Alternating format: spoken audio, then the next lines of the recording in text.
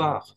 Bonsoir et bienvenue dans l'instant de l'équilibre. Ça fait un petit moment. Bon, après, pour Internet, ça changera rien parce que la petite vignette de cette émission sera juste à côté de l'autre. Donc, si tu fais pas gaffe aux dates, tu as l'impression que c'est la continuité des émissions qu'on a déjà fait.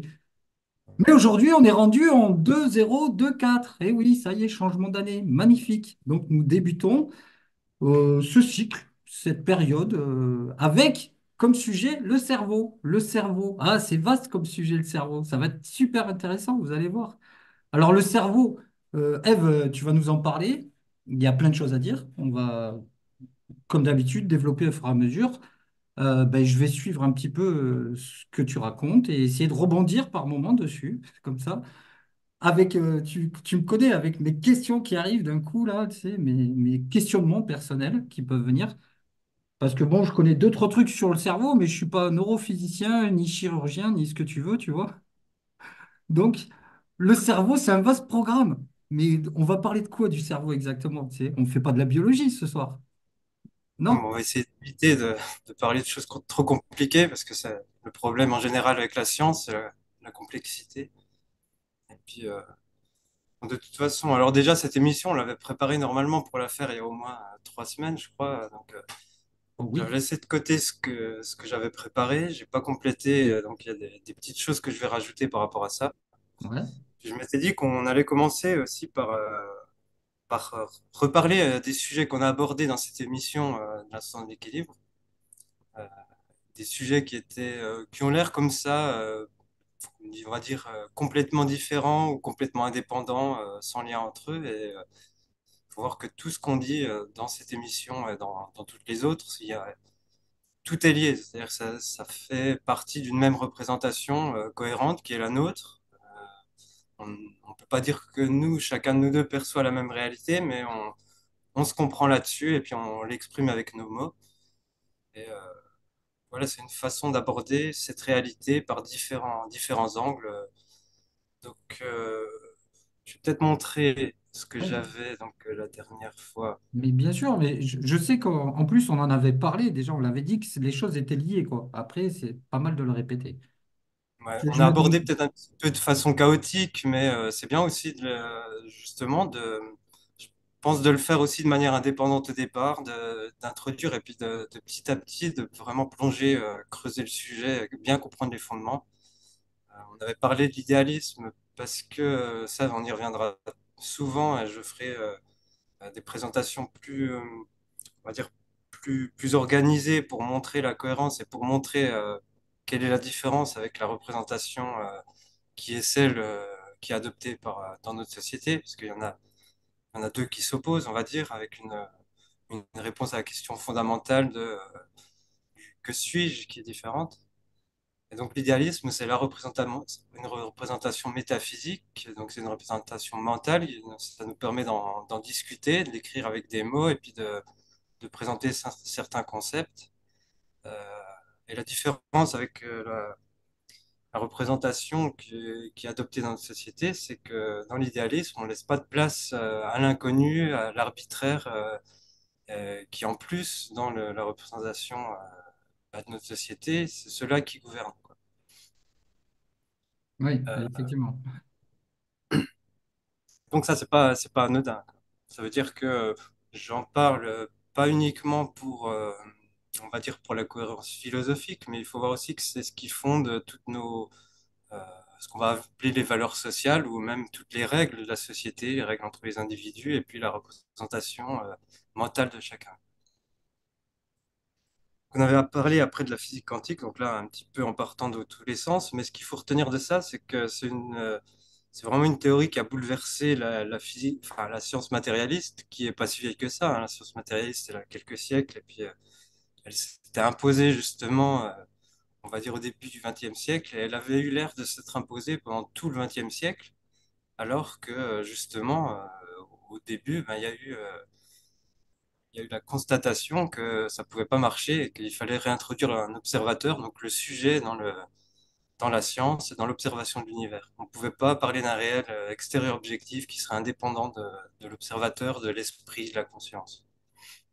C'est ça. La science, elle peut pas être, comment dire, Euh, Ce que je Elle voulais. peut, elle peut pas être purement matérialiste, Oui, c'est ça. donc ça peut pas être purement des processus objectifs. C'est-à-dire que la physique quantique montre que soit le réel est dualiste, soit il est celui de l'idéalisme, donc le monisme de l'esprit. Donc là, Oui, la physique quantique exclut complètement le matérialisme pur. ouais, elle peut pas être juste figée dans une seule discipline. Il faut que ce soit Ça peut pas être juste un multidisciplinaire. algorithme. Ah oui, ce qui est important aussi, c'est que c'est le retour, plutôt que de parler d'un réel objectif avec des objets ou de la matière, on est un retour à l'information. L'information, qui serait fondamentale, on peut pas parler d'information sans parler d'observateur. Parce que, Ouais. il y a toujours ce côté, l'information, elle est rien sans quelque chose qui fait l'interprétation. Et D'ailleurs, ça, oui, ce sera important, on en reparlera aussi tout à l'heure un petit peu avec le cerveau. ouais, ben, tu peux prendre l'image d'une radio, par exemple. Effectivement, tu as, l'onde radio qui se promène, en fait, ta chanson là qui se promène quelque part et tout ça. Et si elle n'est pas captée par ta radio, ben, ma cache, toi, tu sauras jamais qu'il y a une chanson là dans ta radio à ce moment-là si tu l'as pas allumée. Donc la Hmm. radio sert d'observateur à ce moment-là, tu sais. Ce Ah, qu'on et puis est. il y a des vagues définitions un peu matérialistes, un peu simplistes, qui essaient de définir l'information, ou c'est le même problème avec les probabilités, quoi. On ne peut pas définir les probabilités à l'information sans une certaine parler d'une observation. C'est-à-dire qu'il faut qu'il y ait une certaine prise de connaissance par quelque chose. Oui, Ça, d'accord. c'est important. Il y a souvent une entourloupe, hein, qui est faite, que ce soit dans les probabilités statistiques ou sur le cerveau, sur la conscience, qui est d'exclure comme ça ce qui interprète l'information, alors qu'on peut vraiment pas la sortir de l'information, de la définition. Après, on avait parlé aussi donc des anomalies pour la troisième émission. Donc là, c'était plutôt pour montrer que aussi l'univers, il n'est pas régi par des. Enfin, en tout cas, il n'y a pas il y a rien qui justifie qu'il soit régi par des règles rigides comme un algorithme. Et puis, on constate que dans la réalité, c'est plus fait d'un ensemble d'anomalies qui nous fait penser qu'on est plus dans un rêve ou un songe collectif que dans le résultat d'un algorithme. Alors, il y a les deux qui se mélangent, hein. Il ne faut pas non plus exclure l'un, puisqu'on voit bien qu'il y a deux parties complètement différentes. Et justement, ça, ce sera là où on entrera vraiment dans le vif du sujet, puisque c'est l'idée de qu'est-ce qui est figé, qu'est-ce qui est algorithmique dans cette réalité, et est-ce que c'est normal, est-ce que c'est ça, cette matrice, et puis qu'est-ce qui va dans l'autre sens, qu'est-ce qui est censé être la réalité naturelle pour l'esprit. Ouais. Voilà. Oui, oui, parce que c'est vraiment ça, tu sais, c'est comme effectivement quand tu dis le monde est un rêve, un songe collectif, tu vois bien très bien que toi, quand tu es dans un rêve, tout est bizarre, c'est presque pareil que la réalité, mais c'est tout bizarre. C'est genre, tu peux courir sur l'eau, tu vois, ou voler, ou ce genre de choses. Ces anomalies, elles sont présentes vraiment dans les rêves, complètement. Je Et trouve que pourtant, c'est une image qui est importante à avoir en tête parce que elle permet aussi de relativiser certaines choses. Quand on parle de la réalité là, qui a l'air solide, et puis qu'on nous parle de la matière, de ces choses-là, on se dit, mais est-ce que dans ton rêve, par exemple, si tu dois imaginer un éléphant, est-ce qu'il te faut plus d'énergie que pour imaginer une souris? Et en fait, non, il ne te faut pas plus de matière, tu rêves. Donc, quelque part, il faut te dire que vu que tout est dans le substrat de la conscience, de l'esprit, il y a un moment donné, à un certain niveau, où non, il ne faut pas de la quantité de matière ou de l'énergie, puisque celle-là, c'est un produit de l'esprit. Et, euh, et toute la question, c'est comment parvenir soit à contrôler ça, ou à au moins le comprendre pour faire des déblocages aussi du mental, qui n'arrive pas à concevoir autrement, puisqu'il a des sensations, lui, il se dit, ça c'est comme ça, c'est dur. oui, sachant qu'en plus, je ne sais pas si on en avait parlé spécialement dans l'instant de l'équilibre, ou dans une de nos émissions. Mais je sais qu'on a déjà eu l'échange entre nous. Effectivement, il y a déjà des constats de personnes qui font de la télékinésie, tu vois, de ce genre de choses, donc qui agissent quelque part sur la matière. Donc, s'ils arrivent à le faire, c'est que c'est possible. Donc, on peut se poser des questions, quoi. Comment ça marche? C'est là aussi où on va en venir on va dire, à la description du cerveau. Est-ce que c'est que le cerveau, déjà, qui est complètement opposé forcément dans la théorie, dans la représentation idéaliste de la théorie matérialiste. Euh, Le, la théorie matérialiste imagine que le cerveau, c'est on va dire un ensemble, une sorte de machine de chair avec des rouages, une calculatrice, une tête de lecture qui va chercher des Ouais, informations, un truc qui indexe, quelque chose qui enregistre aussi en temps réel, parce que plein de choses. ouais, c'est Donc, ça. on obtient un peu une machine à tout faire en viande qui serait là. Alors, si on imagine par exemple la télékinésie ou la télépathie avec ça, il faudrait imaginer qu'il y a dedans une petite machine qui permet de créer quelque chose, d'utiliser de l'énergie, de tout et n'importe quoi. Enfin, de toute façon, ça colle pas. On va dire les théories matérialistes peuvent pas fonctionner avec. Le problème déjà, c'est qu'on va le voir, la théorie matérialiste fonctionne pas euh, pour à peu près toutes les capacités cognitives qu'on peut répertorier.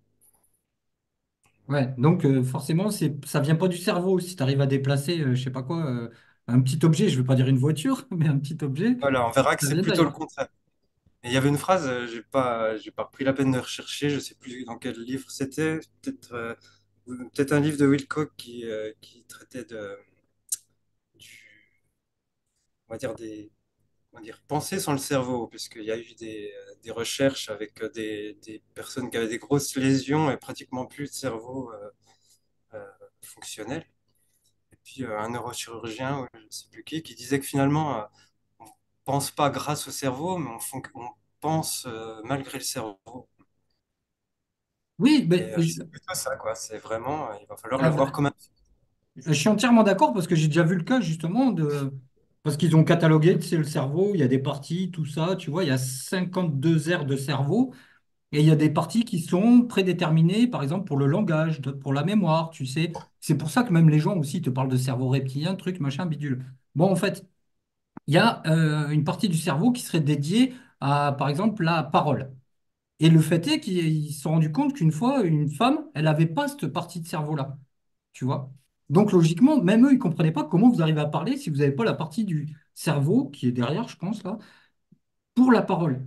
Donc, on voit bien qu'il y a une espèce d'hérésie parce que, du coup, ben, la meuf, elle s'est démerdée. Elle a fait autrement. Donc, est-ce que le cerveau, il est vraiment utile, tu vois? Ou est-ce que c'est pas encore un gros fake?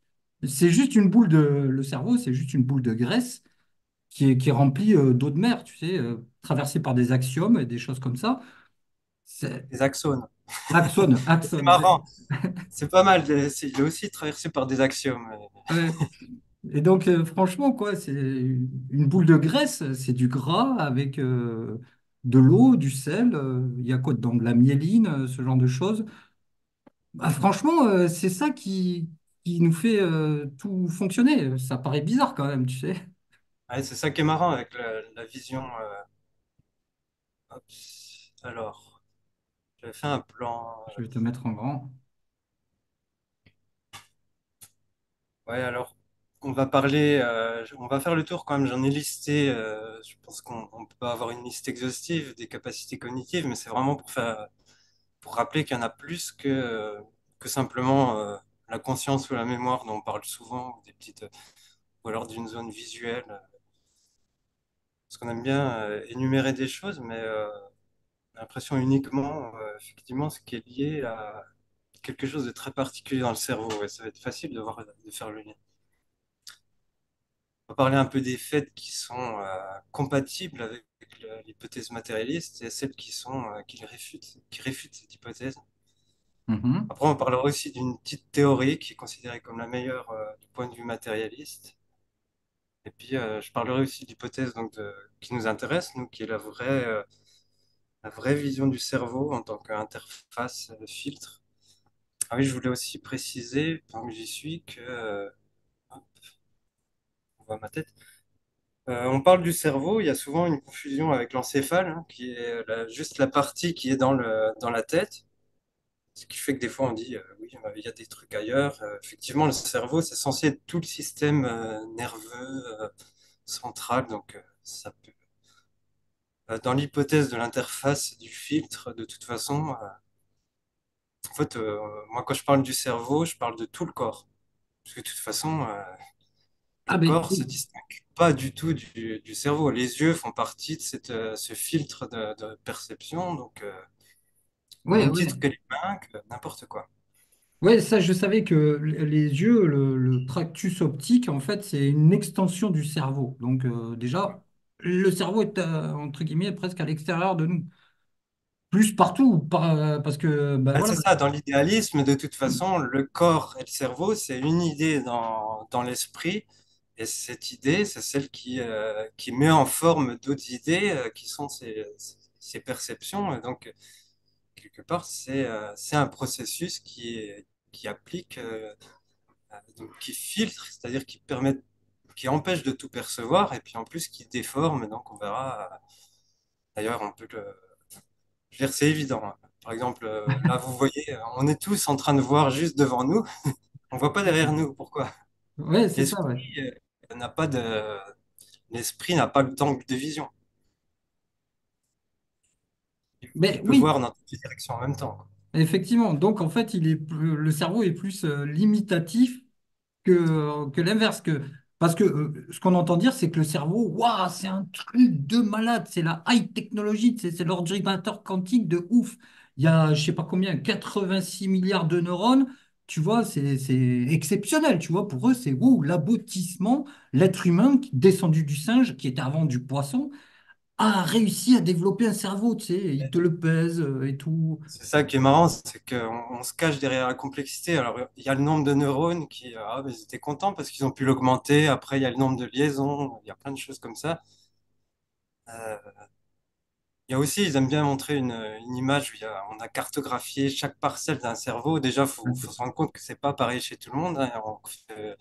C'est comme quand on dit on a fait cartographier l'ADN ou je sais pas quoi, c'est séquencer l'ADN.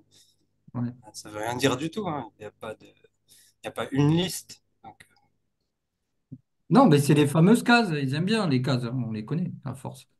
et puis on le verra tout à l'heure avec la fameuse théorie ou modèle matérialiste de la conscience. C'est toujours facile de se cacher finalement derrière la complexité. C'est quelqu'un qui démonte un post-radio puis qui t'énumère toutes les pièces, mais il n'a rien compris de ce que c'était, quoi.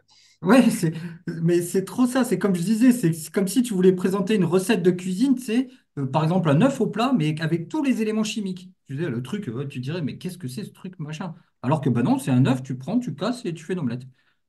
Ouais, puis tu fais la liste aussi de tous les détails, hein, de telle Ouais, position, de tel machin d'œuf, juste à côté, tu positionnes un autre. c'est ça, C'est ça, ouais. quoi. Bien compliqué, quoi. Donc le matérialisme, hein, vu que bah, l'hypothèse, c'est que tous les phénomènes seraient des processus physiques, ben, pour eux, vu que le cerveau est quelque part, c'est de la matière, et puis c'est ce qui produirait le processus de la conscience et de toutes les capacités cognitives. Ouais, c'est C'est ça, un peu, quelque part, c'est un peu le dieu matérialiste actuel, quoi. c'est ça. C'est ce que je disais, c'est le truc, waouh, le truc le plus exceptionnel chez l'être humain, c'est son cerveau. Et en plus, C'est, on n'en utiliserait que 15%. Déjà ouais, que c'est ça. C'est pas, oh, pas de chance. voilà. Merde. Et comment on fait pour utiliser le reste? Ah, bah, vous y arriverez jamais. Je crois que je crois la science, les biologistes savent même pas à quoi sert la rate, mais ils savent à quoi sert le cerveau. Ouais, Et c'est trop ça en fait. C'est n'importe quoi. alors là, il faut que je montre ma petite liste. Je pense pas qu'on pourra lire parce que ça va être trop petit. Alors, je vais les énumérer les Euh, capacités cognitives. je vais le mettre en grand quand même. Ouais, si, c'est lisible. Alors, on a d'abord centralisé et filtré les signaux corporels. Donc, ça, c'est évident, les signaux qui vont venir de tous les organes pour réguler la température, les battements du cœur et tout ça, la respiration. Alors, on va apprendre et contrôler les gestes parce qu'a priori, ce serait là que ce serait. Alors, tout ce que j'énumère, c'est capacité cognitive. Ouais, on va pas dire que c'est spécialement dans le cerveau, mais a priori, pour la théorie matérialiste, tout ça se fait dans le cerveau. Donc, enregistrer des perceptions en temps réel, hein, de tout type, que ce soit odeur, image, son, sensation, même des informations aussi complexes en même temps, abstraites. Ensuite, il est capable d'aller chercher dans les souvenirs. Ensuite, il est capable de rappeler des souvenirs, donc il simule la perception de ce souvenir, par exemple. Ouais, Il pensait créer des pensées, donc tout ce qui est pensée, idée, ça peut être des rêves, l'imagination et même des hallucinations, qui seraient comme le rappel des souvenirs ou la création de pensées, mais de choses, on va dire, chimériques. Il est aussi capable donc, de comparer des signaux à des modèles mentaux, puisqu'il est capable, a priori, de se faire une représentation mentale, métaphysique du monde, ou physique ou mathématique. Donc il est capable aussi de comparer tout ça à même des phonèmes, les lettres, les chiffres, les symboles dans la vie de tous les jours. Les formes aussi, évidemment. ouais, Euh, j'ai oublié aussi, hein, dans la reconnaissance de forme, hein, il y a aussi des reconnaissances vraiment spécialisées, comme celle des visages humains chez les humains, ou toutes des choses comme ça, on peut à chaque fois diviser à l'infini toutes ces choses-là, parce qu'il y a même les premières, hein, pour les signes corporels ou les gestes, il y a des choses complètement différentes. Oui, ça servirait aussi, bah, ça produirait les désirs, les envies, les goûts, là, ce serait là qu'il y a la personnalité aussi. oui, oh Donc putain. ça serait Donc, a priori, vu que tout se produit là, ça serait là-dedans que se produit le processus qui concentre son attention sur quelque chose, de qui ou de quoi. Je sais pas. Alors, ce qui paraît aussi assez évident et qu'on dit souvent, c'est que c'est dans le cerveau qu'on fait des calculs et des statistiques. On n'a pas spécialement trouvé de calculatrice qui fait des choses comme ça, ni de processus qui ressemble à une calculatrice. Pourtant, ce serait une des choses les plus simples à trouver, a priori. Puisque là, il suffirait de faire, par exemple, des additions très simples avec un scanner, avec un sujet 1 + 1 égale, des choses comme ça. Je sais Ouais, pas si ça a été fait ou si, si on donne pas les résultats ou si personne n'a pensé à faire ça, je sais pas. Alors, ça produirait, alors là, ça devient intéressant aussi, les qualia de la perception. Là, pour ceux qui connaissent pas, souvent le sujet est difficile à aborder, alors que c'est l'évidence, c'est c'est le caractère, la coloration de l'expérience subjective. C'est-à-dire que voir le rouge, ben, ça donne une sensation de rouge. Entendre un son, il y a une sensation de son. Donc c'est quelque part faire d'un signal quelque chose qui, nous, dans notre conscience, est complètement différent. Donc, qu'est-ce ouais, qui se passe si c'était dans le cerveau, par exemple? Est-ce qu'un signal pourrait changer? Est-ce que les neurones changeraient quelque chose pour le transmettre dans une conscience et faire que ce soit rouge, ou alors que ce soit un son ou une odeur ou une douleur? ouais. Des choses un peu plus complexes comme la sensation de réalité, on l'abordera, je pense, dans d'autres sujets beaucoup plus loin. Oui, bah oui, on va y aller doucement comme d'habitude. Ouais, bah, j'en avais parlé aussi au début. Donc, il est capable de produire des modèles mentaux de la réalité. Donc, comme il est capable aussi après de comparer ça à des modèles mentaux, ça permet aussi même de simplement permettre la visualisation des formes, tout ça, quoi. On peut même produire des modèles mentaux, quand je dis de la réalité, mais qui sont complètement fictifs, quoi. Oui, bah, de C'est-à-dire toute qu'ils ne façon, correspondent pas à la réalité vécue. Donc, des modèles mentaux effectivement, abstraits. on a le cas, on a tous connu des gens qui, comment dire, qui déforment ou embellissent leur vie, tu vois, parce que ils créent leur propre réalité, tu sais, les mythomanes, c'est un petit peu ça, leur fonctionnement, tu sais. Et je veux dire, ils sont tellement convaincus par leur modèle mental de la réalité que bah, pour eux, c'est ça, hein, ils sont. Alors oui, après, il y a d'autres pathologies, on dira, mais D'ailleurs, est-ce qu'on a tous le même modèle mental? Ça, on verra. Je pense plutôt que de toute façon, on a beaucoup de petites briques qui sont pour tout ce qui est conditionnement à la réalité, c'est-à-dire tout cet aspect solide, tout cet aspect où l'esprit est censé être complètement soumis à la matière, ben c'est des programmes. Et là, je pense on a vraiment un socle commun, et puis on a aussi après plein de petites choses qui doivent être différentes, qui font qu'on ne perçoive pas tout à fait la même réalité. Par exemple, on peut dire que de toute façon, même les gènes ou le corps, comme je disais, ce sont des idées. Donc ça aussi, c'est des programmes mentaux qui se manifestent sous la forme physique. Donc on peut dire que même d'avoir les yeux marrons ou d'avoir telle vue, quelque part, c'est déjà aussi un programme mental qui est réglé un peu différemment pour chacun.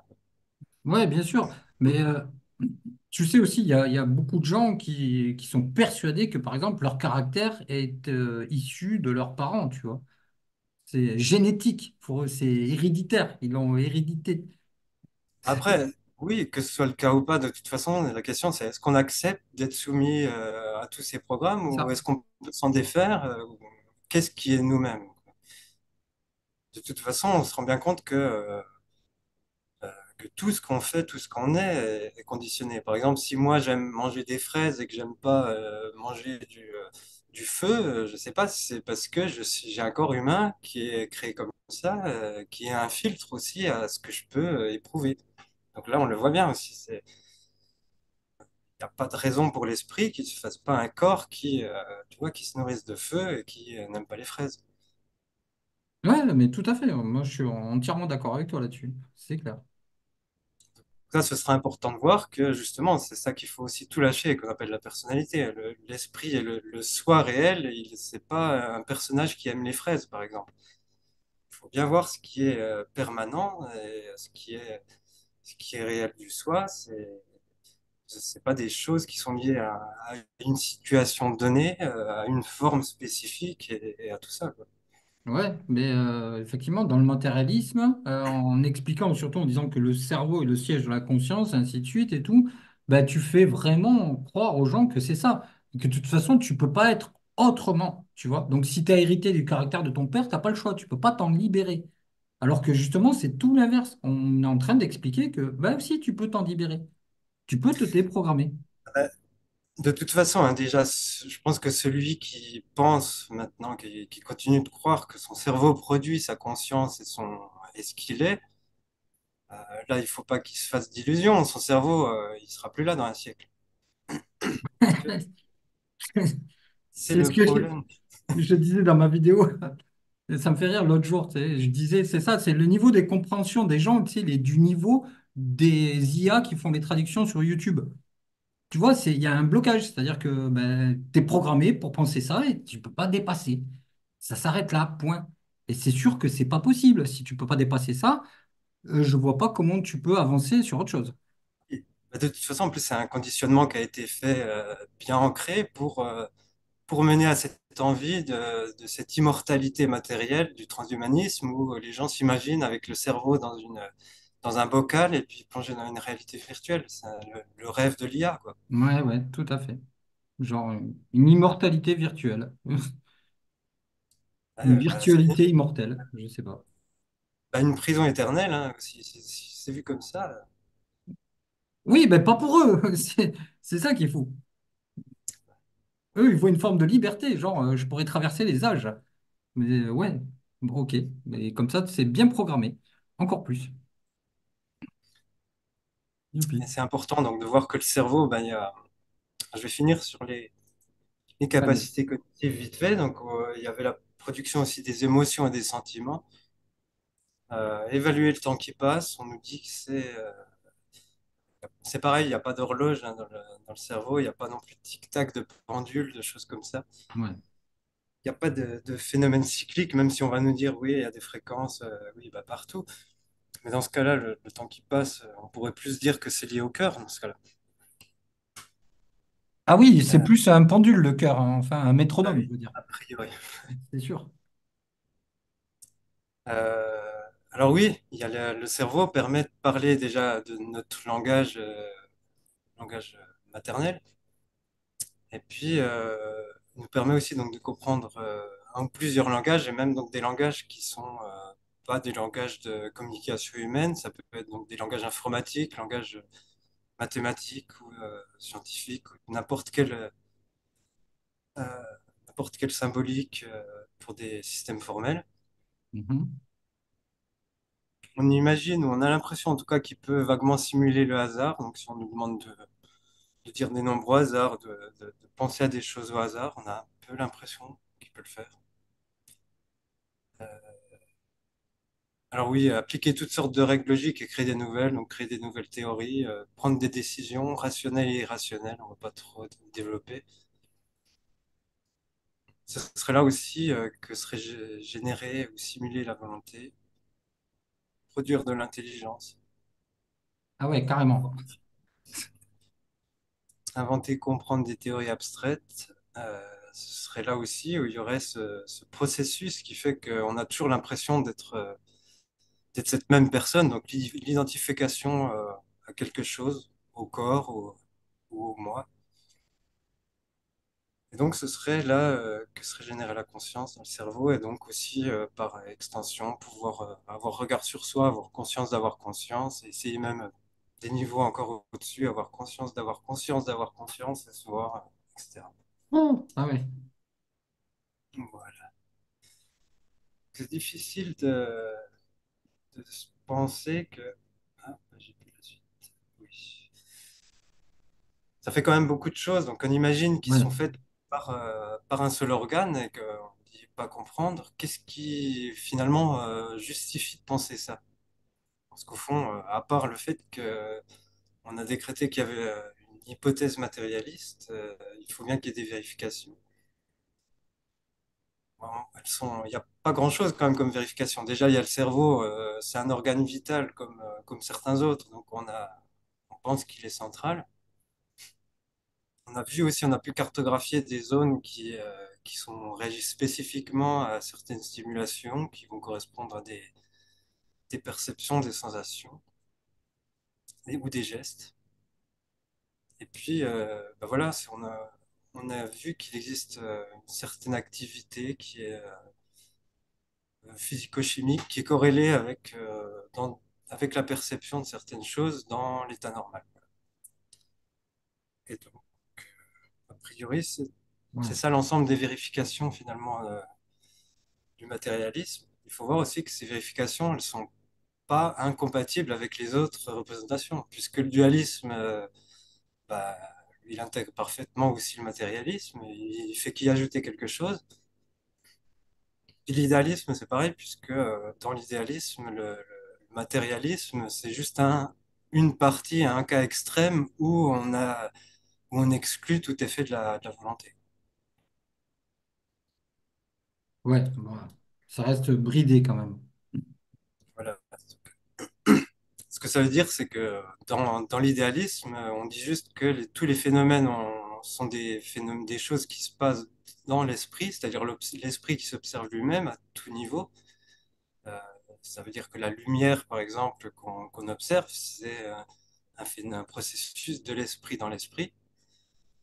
Et donc, au même titre, tous les processus physiques, tout ce qui va avoir une certaine régularité, c'est quelque chose qui a été engendré par l'esprit, qui suit des certains processus avec une certaine régularité selon ce qui a été voulu, ce qui a été enclenché. Voilà.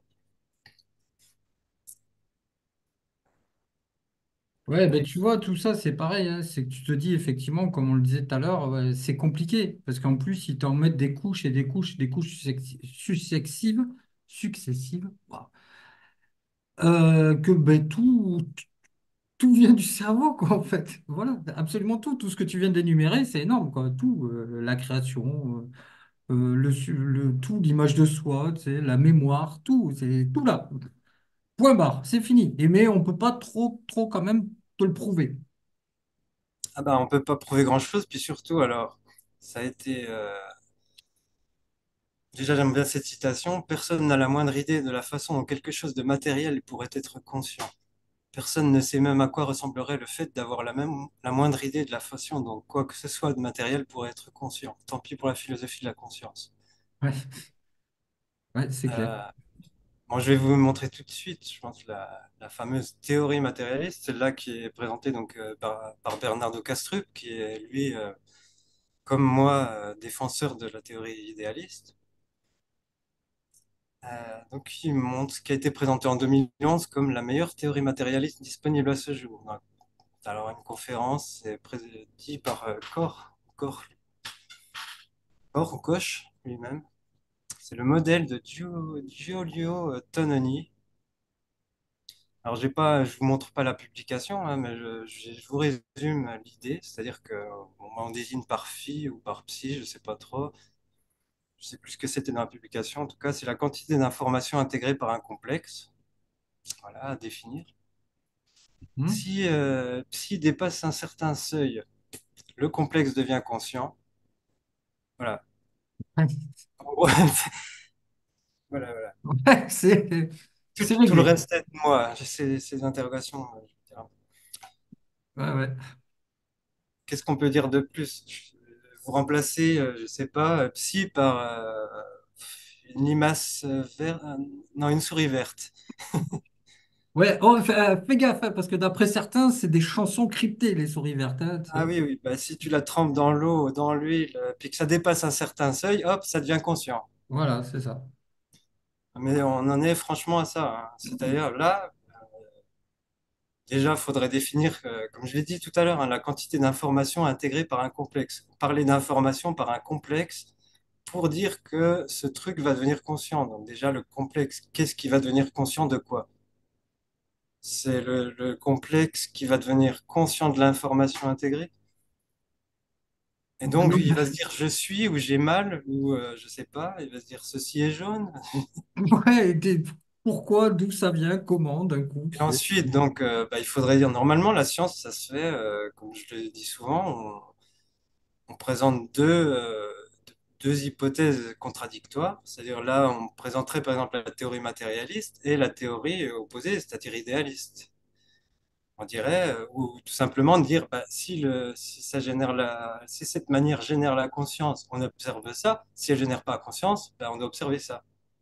Sauf que là, on ne dit absolument rien de ça. C'est même plus de la science, en fait. Là, on Ouais, se moque des gens. c'est de Vraiment, la... c'est-à-dire que on est quand même là, en 2011, bah, il y a rien eu depuis. Il faut se rendre compte que ça fait un siècle qu'on nous rabâche à nous dire il y a le cerveau, la conscience. On fait des livres compliqués pour cartographier, pour enlever un bout de cerveau à quelqu'un, puis à dire bah là, oui, effectivement, il a du mal à faire des maths. Ça doit Ouais. être, je sais pas. Ouais, oups, merde, on a touché la zone de la calculatrice. On lui a enlevé la calculatrice, tu sais. Non, mais déjà qu'on s'appuie sur des théories anciennes comme le monde, enfin, façon de parler, tu sais, t'es encore sur, hein, tu sais, la gravité et tout ça. Bon, on va pas revenir dessus là maintenant, mais quoi, sérieux, on avance, tu sais, dans le temps matriciel. On est en 2024. Il y a plein de choses qui se passent. Il y a des ordinateurs quantiques, des IA et tout ça, et toujours pas foutu d'expliquer un truc correctement, tu sais. Et puis on a C'est vraiment l'impression là que magique. on se moque de plus en plus du monde. Ça devient tellement simpliste, Ouais, c'est ça. les ridicules que c'est même plus. Enfin, ça peut pas être qualifié de science. C'est pas un modèle. Et donc on nous qualifie de la meilleure théorie matérialiste. Déjà, c'est même pas vrai parce que c'est pas une théorie matérialiste. Donc, où ils sont, quoi? Je sais pas. Il y a plus de philosophes, plus de scientifiques. C'est juste des pantins qui sont là pour défendre n'importe quoi. Ah Je ouais, suis non, ils désolé. ont sorti un lapin blanc du chapeau et youpi, ça y est. Et en plus, ce lapin blanc, je suis désolé, mais quand on nous dit le cerveau produit la conscience, ben, quelle est la première chose qu'on imagine si on doit faire un modèle? Ben, ce serait ça, mais ce serait même pas un début d'hypothèse. C'est-à-dire qu'on n'en sort rien. C'est la première vague idée qu'on va avoir, de dire, ah ben, il y a peut-être un processus, une idée d'information qui est intégrée, mais c'est justement la question de comment. Puis et puis de toute façon, la question n'a pas de sens, puisque ce sera jamais une observable. Ouais, On c'est pourra ça. jamais dire. C'est Déjà, ça. sinon, bah, Sinon, tu irais dans le cerveau de quelqu'un d'autre, tu lui ferais faire des trucs et tu verrais ce qui se passe au moment où il fait des trucs, tu sais. eh oui, puis il faut bien qu'ils se rendent compte que ça aurait pas de sens, en fait, de toute façon. Enfin, voilà. Voilà où on en est. Mais c'est à tout niveau, hein. Le problème, c'est que cette théorie matérialiste, elle est comme, comme ce bateau qui coule du monde entier. Politiquement, philosophiquement, scientifiquement, bah, la médecine, c'est pareil, quoi. Tout devient tellement absurde et contraire à l'évidence que qu'est-ce qu'il faut faire? On ne peut pas débattre avec des arguments à ce niveau-là. Ouais, non. Bon, bah écoute, on fait une petite pause, hein, comme d'habitude. On se Voilà. rejoint tout de suite pour la seconde partie de l'instant de l'équilibre avec mon cher ami Eve. À tout de suite. À tout de suite.